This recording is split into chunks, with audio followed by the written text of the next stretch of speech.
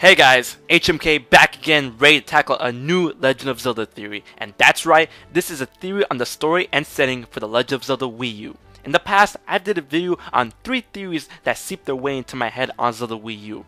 And I said that I'll expand on them in the future, and today I'm going to expand on my charter storyline theory, in which I theorize that a new Link in the Legend of Zelda Wii U is a voyager, in which he tasks himself with discovering the land of Hyrule, charting locations and creating maps in order to gather knowledge on the world around him. Now, of course, with all this being said, this is a theory and should no way be taken as fact. So, without further ado, let's get into it.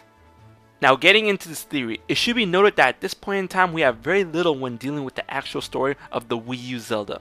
But from the hints dropped from Eiji Aonuma and Shigeru Miyamoto, and the overall look of the game and its characters, we can get a general idea. Now, supporting aspects for a charter storyline are as follows. Eiji Aonuma continually stresses the fact that Zelda Wii U is built to have a vast, large world, meant for exploration and the option to tackle any location and situation in almost any matter or perspective. With this approach, a storyline in which you are tasked with discovering new lands and mapping the world around you would greatly incentivize you to try and find every nook and cranny to fill up your map, using the system found in the Wind Waker, but greatly expanded. Mr. Aonuma went on to say that this game would have an feel of wonder that the original Legend of Zelda had, and would echo the elements taken from the original classic. So discovering a world on your own seems to be a very heavy theme for this game. Now let's take Link's design and clothing into account. Now, one of the biggest buzzes that have been floating around the internet are the design of Link's bracers, in which they are very similar to Gerudo bracer designs, namely Ganondorf's in Ocarina of Time.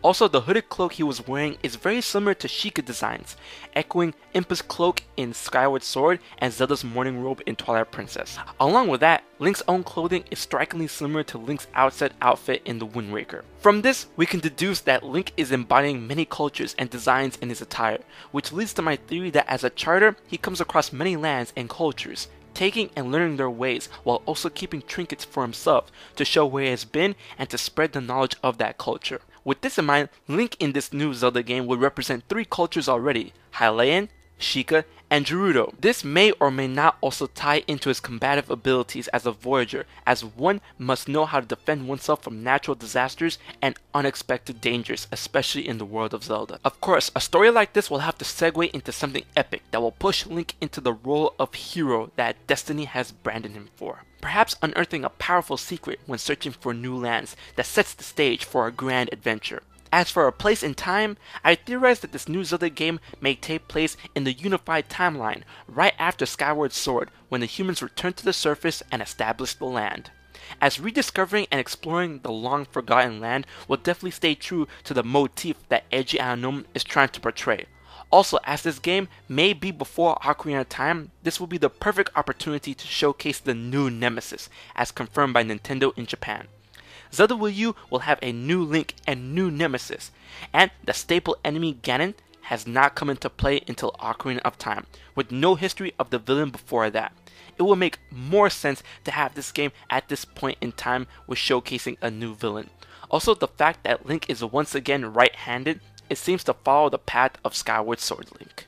The roots of Link and the starting path for each Zelda game has been different and unique in their own right, and this game should be no exception. What did you think about this theory? Have anything to add or to say? Leave it in the comment section below, and don't forget to like, share, favorite, and most importantly, subscribe. Until the next theory on the Legend of Zelda, keep it here at HMK, the most hectic gaming channel on YouTube, seeking to strike you with hectic knowledge, theories, hype, and news. Until next time, I've been HMK, and I'll check you guys later.